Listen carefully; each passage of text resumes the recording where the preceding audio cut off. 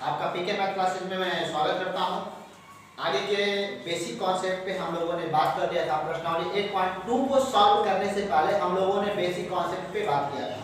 Basic concept का मतलब क्या था कि बस यही था कि ट्रिग्नोमेट्री रेशियो में ट्रिग्नोमेट्री पूरे कोणों के मान क्या होते हैं, जैसे sin 30 अंश cos 30 अंश और cos 45 अंश का मान क्या होता है, जो एक मैं टेबल के रूप में किनारे लिखा हूं पहले से, ठीक है। तो इसमें sin 0 अंश की वैल्यू 0, sin 30 अंश की वैल्यू 1/2 और sin 45 अंश का मान होना 5 कड़ी में 2। इसी तरह से sin 60 अंश का मान 1 कड़ी में 3/2 और sin 90 अंश की वैल्यू 1। अब आगे हम चलते हैं। जो हमारा पहला क्वेश्चन प्रश्नावली 1.2 का जो पहला क्वेश्चन ये कह रहा है कि sin 60 अंश * cos 30 अंश प्लस sin 30 अंश * cos 60 अंश का मान क्या होगा। तो इस क्वेश्चन को सॉल्व करने के लिए सबसे पहले हमें 60 अंश 30 अंश sin 30 अंश और cos 60 अंश का मान पता होना चाहिए। तो sin 30 अंश का पहले sin 60 अंश का मान देखते हैं। तो sin के रेशियो में चलते हैं, 60 के नीचे देखते हैं। तो 60 30 अंश का मान जो है कड़ी में 3/2, मतलब ये है कि sin 60 अंश का मान आपको कड़ी में 3/2 मिल गया।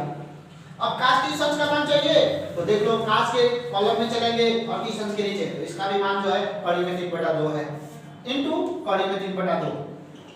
फिर प्लस sin 30 अंश का मान देखा जाए तो देखा जाएगा तो 1/2 और cos 60 अंश का भी मान देखा जाएगा तो इसका भी मान 1/2। सीधी सी भाषा में ये आपको परिमेय व्यंजक के रूप में दिख रहा है। अब कड़ी में 3 का गुणा करा जाएगा तो क्या होगा। बेसिकली रूप से ये कहा जाता है कि कड़ी हट जाती है, लेकिन हटती क्यों है ज्यादातर बच्चों को ये नहीं पता होता। कड़ी में 3/2 का गुणा करेंगे तो ऊपर कड़ी में 9 हो जाएगा, अब बटा 2 दूना के 4 हो जाएगा। लेकिन कड़ी में 9 की जो वैल्यू होती है कड़ी के अंदर ना, उसकी वैल्यू 3 होती है, तो 3/4 हो जाएगा। नहीं तो इसी बात को कड़ी में 9 है तो इसी चीज को ऐसे लिख सकते हो 3 का पावर 2 और उसका पावर 1/2, क्योंकि कड़ी का मान जो होता है किसी भी संख्या का पावर 1/2 होता है। तो 2 से 2 कैंसिल, अर्थात इसकी वैल्यू 3 हो जाएगी। तो मैं डायरेक्ट यहाँ पे लिख देगा 3 और 3/2 दूना के 4। इसी तरह से 1 कम 1 और 1/4 इनको जोड़ेंगे तो 4 हो जाएगा और 3 में 1 को जोड़ेंगे तो 4। मतलब जब हर समान होता है बेटा तो अंश ऑटोमेटिक अपने आप जुड़ जाता है। तो 3 में 1 को जोड़ेंगे 4 और 4 में 4 से भाग करेंगे तो कटपिट की इसकी वैल्यू क्या है। लेकिन ये क्वेश्चन जो है ना बेसिकली रूप से एक तरह का ये सूत्र भी है। वो सूत्र इस तरह से है sin a + b का। जब आप 11th के मैथ में जाओगे तो इसमें एक फार्मूला मिलेगा sin a * cos b plus cos a * sin b। ये आपको फार्मूला मिलेगा। तो अगर a की जगह पे 60 अंश है तो b की जगह पे 30 अंश है। तो यहाँ पे देखो a की जगह पे 60 अंश और b की जगह पे 30 अंश। तो इस फार्मूले में रखोगे तो जहां पे a का मान अगर 60 अंश है तो 60 अंश रख दोगे और b की वैल्यू 30 अंश है तो 30 अंश रख दोगे। तो sin 60 में 30 को जोड़ा जाएगा तो sin 90 डिग्री और sin 90 डिग्री की जो वैल्यू होती है देख लो ट्रिग्नोमेट्री रेशियो में इसकी वैल्यू 1 होती है। मतलब कि जो ये फार्मूला है ये फार्मूला भी सही है और क्वेश्चन का आंसर जो आया ये भी आपका बिल्कुल सही है। ठीक है, समझ में आ गया जी? समझ में आ गया तो अच्छी बात है। नेक्स्ट क्वेश्चन, अगला वीडियो अगला क्वेश्चन ये है कि दूसरा क्वेश्चन इसी का प्रश्नावली का दूसरे क्वेश्चन कह रहा है कि 2 tan स्क्वायर 45 अंश प्लस cos स्क्वायर 30 अंश plus sin minus sin square 60 अंश का मान क्या हो। तो इस क्वेश्चन को हल करते हैं, बच्चे ध्यान से देखना। 2 tan 45 अंश को हम लिख सकते हैं tan 45 अंश का होल स्क्वायर, cos स्क्वायर 30 अंश को लिख सकते हैं cos 30 का होल स्क्वायर और माइनस sin 60 अंश को लिख सकते हैं sin 60 अंश का होल स्क्वायर। तो त्रिकोणमिति अनुपात में त्रिकोणमिति मान में tan 45 अंश की वैल्यू जो होती है वो 1 होती है, ठीक है, प्लस cos 30 अंश की जो वैल्यू होती है वो कड़ी में 3/2 होती है। तो ये कड़ी में 3/2 का होल स्क्वायर और sin 60 अंश का मान जो होता है ये होता है कड़ी में 3/2 का होल स्क्वायर। देखो आपने होल स्क्वायर कर दिया, 1 का होल स्क्वायर 2, 1 गुणे 1, इसका होल स्क्वायर करेंगे तो कड़ी हट जाएगी तो 3/4। ये इसमें ऊपर अंश में कड़ी हट जाएगी लेकिन 2 का होल स्क्वायर हो जाएगा तो 3/4। ये प्लस है ये माइनस है, ये दोनों आपस में कट जाएंगे, 2 में का गुणा कर देंगे तो 2। तो इसका आंसर जो होगा आपका 2 आएगा। ठीक है, अगला क्वेश्चन है 8.2 के प्रश्नावली में इसी से ये है cos 45 अंश फिर पूरे का बटा sec 30 अंश प्लस कोसेक 30 अंश।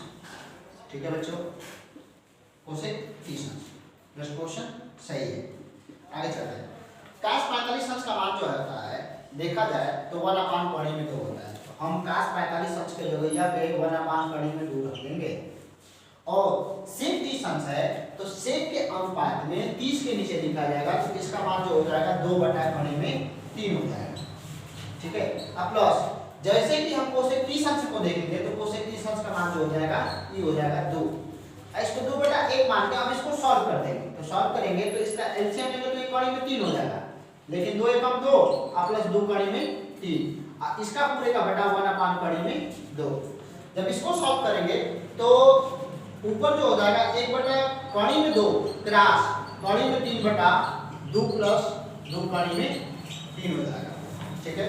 तो ऊपर गुणा करेंगे तो ऊपर तो कड़ी में 3 हो जाएगा, लेकिन नीचे गुणा करेंगे कड़ी में 2 गुणे 2 प्लस 2 कड़ी में 3। अब इसको आगे सॉल्व करें या इतना ही छोड़ देंगे तो भी कोई गलती नहीं काटेगा, लेकिन अगर इसको आगे थोड़ा सा और बढ़ाना चाहें तो इसको बढ़ा सकते हैं ये कि कड़ी में 2 का जो है नीचे हर में 3 दोनों में गुणा कर देंगे। जब दोनों में गुणा करेंगे तो ऊपर तो कड़ी में 3 हो जाएगा, लेकिन नीचे जो हो जाएगा कड़ी 2 में कड़ी में 2 का गुणा करेंगे तो 2 कड़ी में 2 हो जाएगा, लेकिन कड़ी में 2 में इसका गुणा करेंगे तो e प्लस 2 कड़ी में 3 गुना के 6 हो जाएगा। ये रहा हमारा एग्जैक्टली आंसर। इसका यहाँ तक भी छोड़ देंगे तो कोई गलती नहीं। तो हम लोग 3 क्वेश्चन तक कवर कर चुके हैं। 3 क्वेश्चन बिल्कुल खत्म हो गए हैं। जिसमें चौथा क्वेश्चन ये है, चौथा क्वेश्चन कह रहा है कि इसका मान ज्ञात कीजिए जिसमें sin 30 अंश प्लस tan 45 अंश माइनस कोसेक 60 अंश और sec 30 अंश प्लस cos 60 अंश और प्लस cot 45 अंश का मान हमें ज्ञात करने के लिए बोल रहा है। तो आगे चलते हैं। sin 30 अंश का मान जो होता है 1/2 होता है और tan 45 अंश का मान 1 होता है और कोसेक 60 अंश का मान जो है कोसेक के अनुपात में देखा जाए तो कोसेक 60 अंश का मान जो होता है 2/3 में 3 होता है। तो ये माइनस 2/3 में 3। फिर पूरे का बटा sec 30 अंश का मान जो है आपका क्या होता है, तो sec 30 अंश का मान चाहिए तो ये होता है 2/3 में 3। cos 60 अंश का मान चाहिए तो 1/2 और cot 45 अंश का मान चाहिए तो 1। हम सारे मान त्रिकोणमितीय अनुपातिक मान से हमने रख लिए हैं। अब इसको सॉल्व करते हैं। 1/2 और 1 को जोड़ देते हैं। तो इसको जोड़ेंगे तो सिंपल सी भाषा में ये 2 और 1 प्लस 2 और माइनस 2/3 में 3। 1 और बटा 2 और 1 को जोड़ेंगे तो उसी तरह से ये हो जाएगा 1 प्लस 2/2। तो ऊपर जो हो जाएगा आपका 3/2 और माइनस 2/3 में 3। इधर क्या हो जाएगा तो 2/√3 प्लस 3/2। अब इसको थोड़ा आगे सॉल्व करते हैं। आगे सॉल्व करेंगे तो 3/2 माइनस 2/3 में 3 नीचे लिख सकते हैं 3/2 और प्लस 2/3 में 3। ये प्लस में है तो इसलिए आगे पीछे कर सकते हैं। ठीक है। अब हम करते हैं हर का प्रमेयकरण। हर का प्रमेयकरण वो चीज होती है कि 3/2 प्लस 2/3 में 3 का हर में जो नंबर्स होगा उसको बदल कर उसका चिन्ह अगर ये प्लस में है तो इसको माइनस कर देंगे, तो माइनस में होगा तो प्लस करके नीचे ऊपर गुणा कर देते हैं। तो ये हो जाएगा 3/2 और माइनस 2/3 में 3। ऊपर भी इतने ही से गुणा कर देंगे 2/3 में 3। ऊपर गुणा करेंगे तो 3/2 का गुणा करेंगे तो 3/2 का होल स्क्वायर माइनस 2/3 में 3 का होल स्क्वायर सॉरी प्लस इतना हो जाएगा। अब फिर -2ab a की वैल्यू 3/2 और b की वैल्यू 2/3 में 3।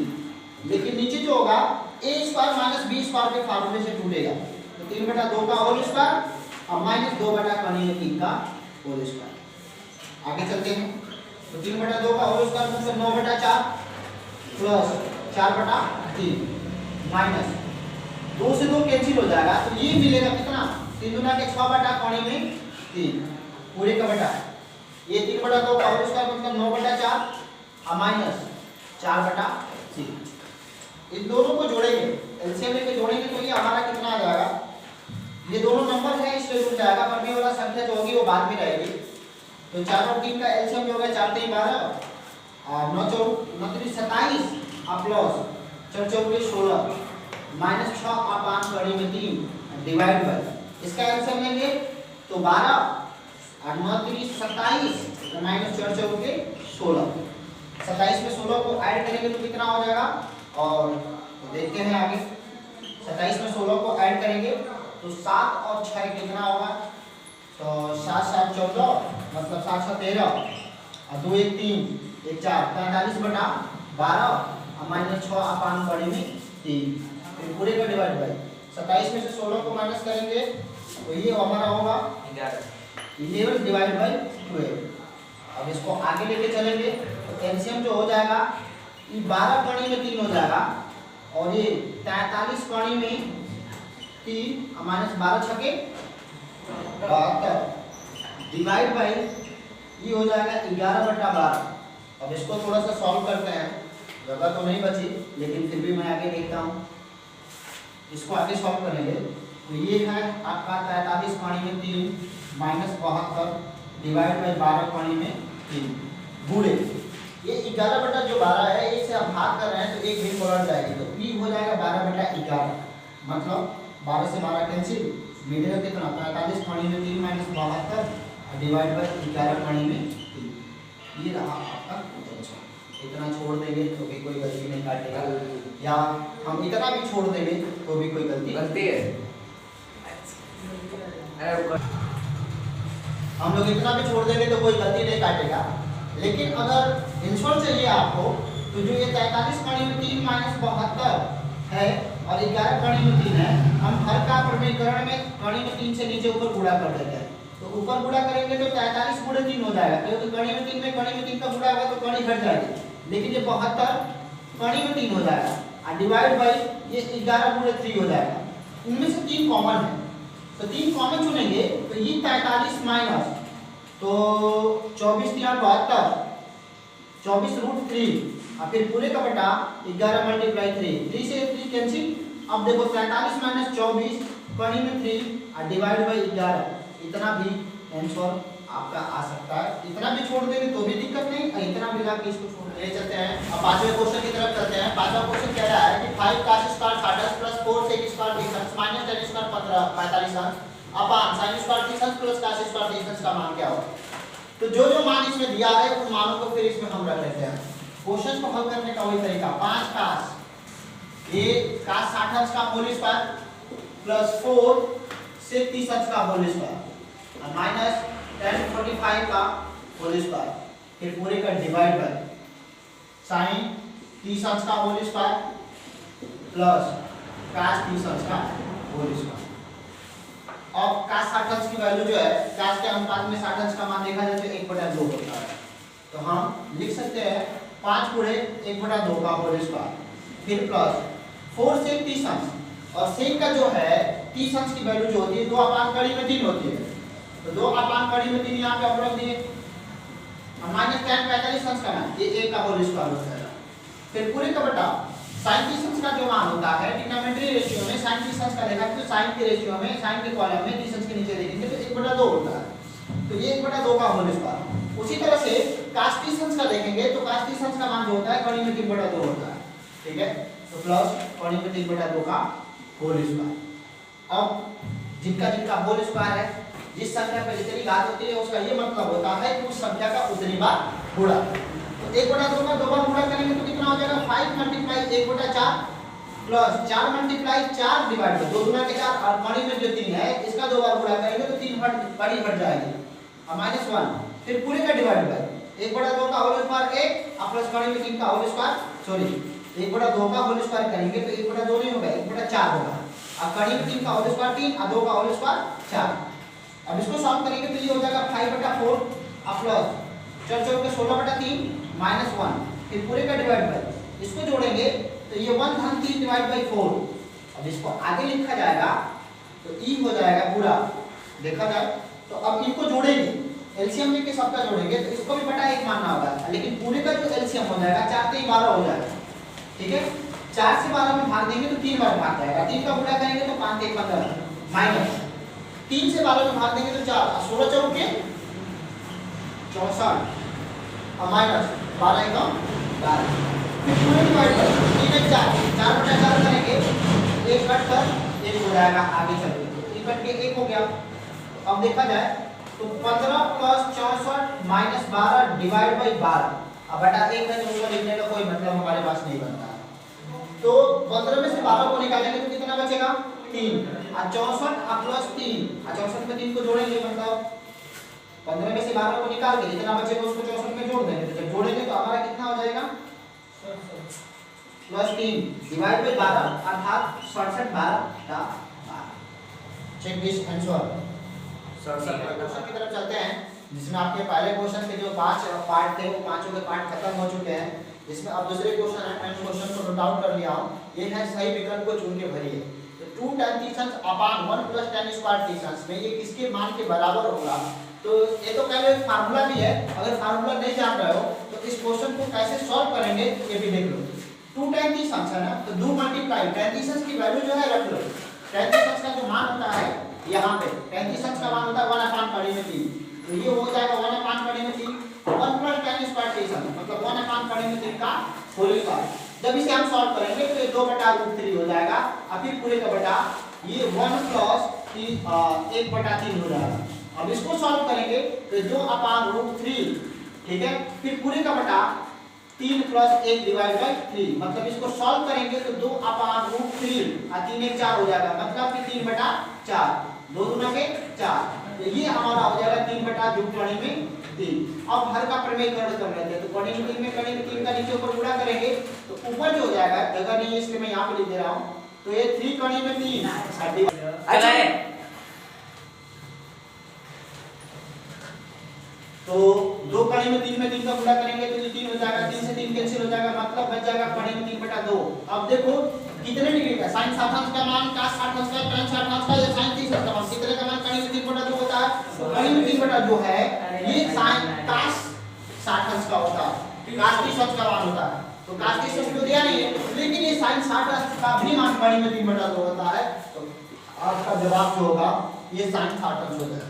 अब दूसरा क्वेश्चन की तरफ चलते हैं, तो दूसरा क्वेश्चन जो है आपका दिया हुआ है, ठीक है, मैं इसको मिटा देता हूं।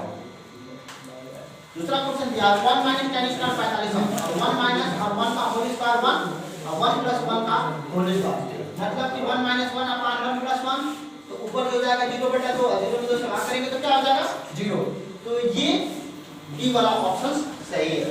आगे की तरफ चलते हैं, sin 2a बराबर 2 sin a, तो कितने डिग्री का मान रखा जाए कि जिसमें 2 से गुणा करें और उसके मान में 2 से गुणा करें तो उसकी वैल्यू 0 हो जाए, तो कहने का मतलब कि ये 0 अंश का मान हो जाएगा। कैसे देख लो, sin a की वैल्यू 0 रखो तो 2 गुणे 0 और बराबर 2 गुणे sin 0, तो इसमें गुणा करोगे तो ये sin 0 और बराबर ये हो जाएगा 2 sin 0, तो ये भी 0 और 2 गुणे 0 अर्थात लेफ्ट हैंड और राइट हैंड इक्वल हो जाएगा आपका 2 tan theta upon 1 minus tan theta. तो इसको सॉल्व करते हैं तो 2 मल्टीप्लाई tan थीटा की जो वैल्यू है 1/√3 है, तो ये 1 माइनस 1/√3 का होल स्क्वायर मतलब 2/√3 अब फिर पूरे का घटा 1 माइनस 1/3, इसको सॉल्व करेंगे तो ये हमारा क्या हो जाएगा 2/√3 फिर पूरे का घटा 3 माइनस 1/3 अर्थात 2/√3 और गुणे लिख सकते हैं 3/2, 2 से 2 कैंसिल हो जाएगा, ठीक है, तो ये हो जाएगा 3/√3।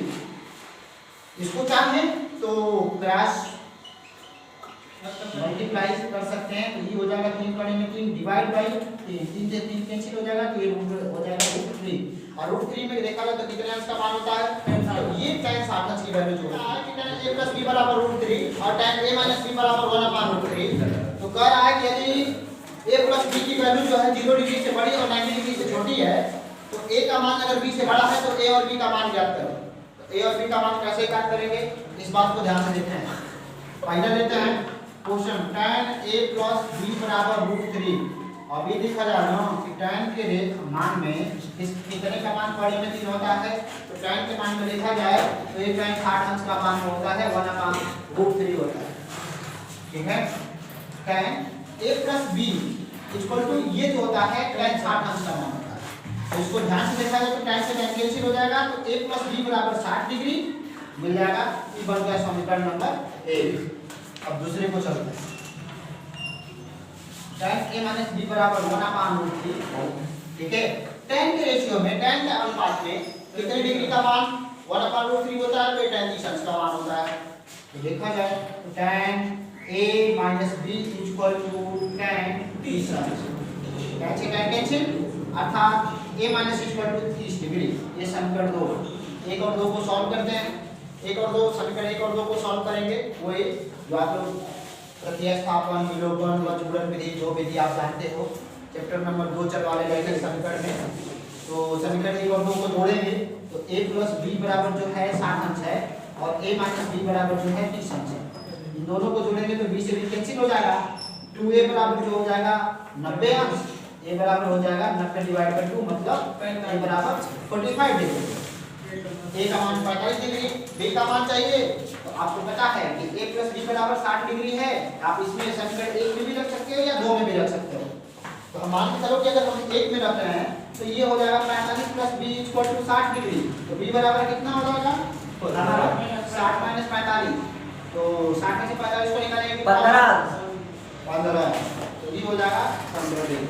ध्यान से लिख लो a का मान जो है बड़ा है b के मान से, इसमें जो आपका a और b का मान आया